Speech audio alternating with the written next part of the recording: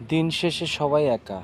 দিন শেষে নিজেকেই সান্ত্বনা দিতে হয়। দিন শেষে মানুষ নিজেকে নানানভাবে সান্ত্বনা দিয়ে থাকে। নতুন দিন, নতুন মানুষ, নতুন ভোর, আরও একটি রাত। অবশেষে সবাই সবার কাজে ব্যস্ত। দিন শেষে সবাই যে যার মতো একা। আসলে মানুষ যতটা আপন সাজে মানুষ ততটা আপন নয়। মানুষ যতটা ভালোবাসে ততটা ভালোবাসেও না। যতটা ভালো দেখায় ততটা ভালো থাকেও না। আসলে সব কিছুই প্রয়োজন, সব কিছুই নিত্যদিনের মতো প্রিয়জন। দিন শেষে সবাই সবার প্রয়োজন।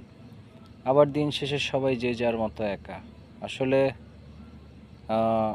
কারো প্রতি ওরকম নির্ভরশীল বা উইকনেস না থাকাটাই শ্রেয় আমার কাছে মনে হয়।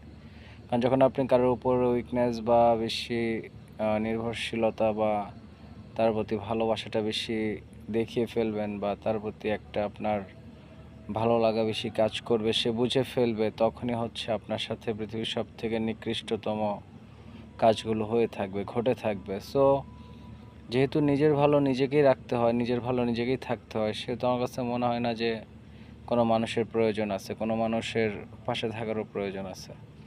তবে মানুষ কখনো একা থাকতে পারে না। মানুষ বাঁচতে হলে মানুষেরই প্রয়োজন। মানুষের ওষুধ মানুষ।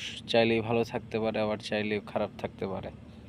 সো কারোর উপরে বেশি নির্ভরশীল না হয়ে নিজেকে ভালোবাসা উচিত, নিজেকে যত্ন নেওয়া উচিত, নিজের ভালো লাগা খারাপ খারাপ লাগা এটাকে প্রাধান্য দেওয়া উচিত। নাহলে দিন শেষে আসলে ওই যে সবাই প্রয়োজনে প্রিয়জন, দিন শেষে আপনি আমি সবাই একা, সবাই যে যার কাজে ব্যস্ত। সো আমার মনে হয় যে কাউকে বেশি প্রায়োরিটি না দিয়ে নিজেকে প্রায়োরিটি দেওয়া উচিত, নিজের ভালো মন্দকে গুরুত্ব দেওয়া উচিত।